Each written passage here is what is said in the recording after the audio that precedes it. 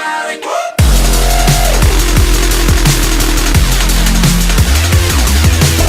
Hello everyone and welcome back. This is episode 15 I think of the Lucky Card series, and in today's episode we're finding out who the 3 and 4 of Diamonds is. Now the 3 Diamonds is owned by the 2011 Skippy, and the 4 of Diamonds is owned by OTGX Gaming. And yeah, let's find out who is the 3 of Diamonds.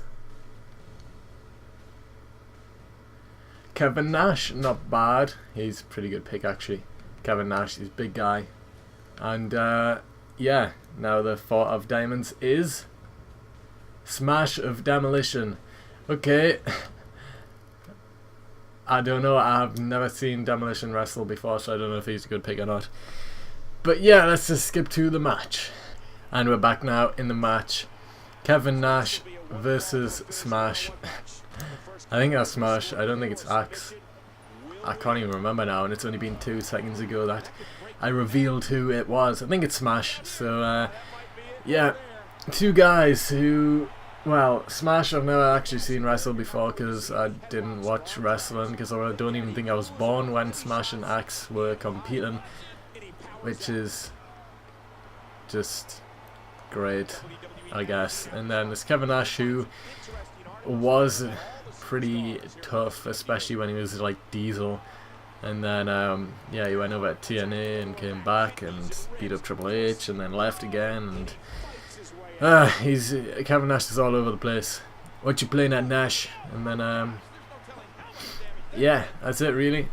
Again, not many TNA people have been picked in a while. I think it's been like a whole like suit of cards where no one has been from TNA, which is quite disappointing because I wanted a good mix of TNA and WWE people, but the WWE people are just dominating completely. So, you know, maybe all of the clubs is from TNA, maybe that's what's gonna happen, but I don't know. It'll be good to see a lot of the TNA guys being involved in the Royal Rumbles matches, I guess, because not many have been picked so far. Only a handful of them have been picked to be in this tournament so far, so it's a bit disappointing because I did want a lot more. It would be cool to see if I could get like half of them as TNA and then half WWE, because that way I could just do like a TNA Royal Rumble and then a WWE Royal Rumble, and then whoever wins each like Royal Rumble, because it would be one WWE guy and then one TNA guy, would go off against each other in the final match, in TLC match, which would be cool. But I think the way it's going, unless every pick from now is a TNA guy, I don't think that's gonna happen. I mean, there's a lot of WWE guys that are being picked, and yeah, that looks to continue. So, you know, bit unlucky there. Another old timer in this match with Smash here, and I haven't seen him compete at all. There's quite a few people who I haven't really seen compete too much in the WWE who I'm quite disappointed with. Well, that I'm quite disappointed I didn't get to see wrestle in their like prime really, but you know, it's not much I'm gonna do there to change that, and I'm happy with when I actually start wrestling, because it's like I start wrestling in like, yeah, well, I started watching wrestling like when I was 4 or 5 with my granddad, so that was like 1999 or 2000, and that was like getting towards the end of the Attitude Era. I think there was like another 4 years left of it or something before it started to fizzle down and stuff, and that was a good time to start watching wrestling. It was a good period of time with everything happening, being so intense and everything, with the Chris Jericho Christian rivalry and Edge and Christian, and I don't know, I can't really think of anything off the top of my head, like Dudley Boys and you know, all that good stuff, and it was just a good time. I mean, Brock Lesnar was around properly, and I didn't like him then, didn't like him now, and yeah, that's just how it was, I guess. And good times, reliving the past, and it's just not gonna happen again. And you know, there's all these so-called wrestling fans who are like 12 years old and stuff like that who saying, oh, WWE sucks, it should go back to the Attitude Era, and they probably haven't even seen the Attitude Era properly. And if they have, sorry about that, if they have, they mustn't be able to remember a good deal of it because they will be so young to remember any of it really.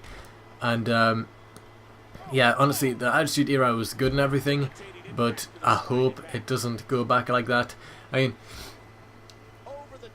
the storylines then were good and everything, but you know, just because it's Attitude Era doesn't mean that the storylines can't be good now. I mean, yes, the storylines now aren't as good, but that's not because it's not Attitude Era anymore. That's just because the creative writers are not as good as they were, or they have different creative writers, because the storylines aren't as good now. They used to have it so that the big guys were going for the minor championships, and now they're just not, and the minor championships are getting buried, and you know, it's just not as good, and it's annoying to say the least. I mean, it's when Rey Mysterio was going after the Cruiserweight Championship, when Matt Hardy was going after the Cruiserweight Championship, when there was actual tag teams like the Dudley Boys, like Edge and Christian, like the Hardy Boys. It was just, whereas now it's just, I don't think there is a single tag team in here where they have brought up to be a tag team. Like, they're trying to throw people together now, like there's R-Truth and Kofi Kingston, and Kofi Kingston's just been passed around by everyone. He's been in so many tag teams now. But you know, there was Edge and Christian and the Dudley Boys and Hardy Boys where they were sort of brung into the business together, and they sort of, well, not so much Edge and Christian, but, well, actually, I'm not too sure on that one, but they were sort of brung into it as a tag team. They stayed a tag team for years, and yeah, whereas now they're trying to bring in like tag teams that are throwing random people together where it's just not gonna work. Like Titus O'Neil and Darren Young, yes, they're trying hard with the tag team division, but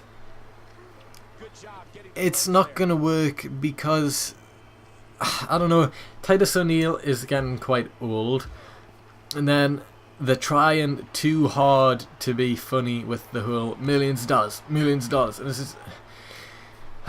it's just not gonna work. It just won't work, to be honest. I don't see them lasting too long, and they probably won't even be tag team champions, or if they do, it won't last long, and it'll be like Epico and Primo. There's another pair. They had the potential to be good, but you know, they could have been the ultimate high flyers. But yeah, Primo sometimes just some high flying moves, Epico not so much, and then you know, they had the potential, and if they actually did some proper high flying moves where they do a load of hurricanranas and just other fantastic moves that look good, they could have been a good tag team.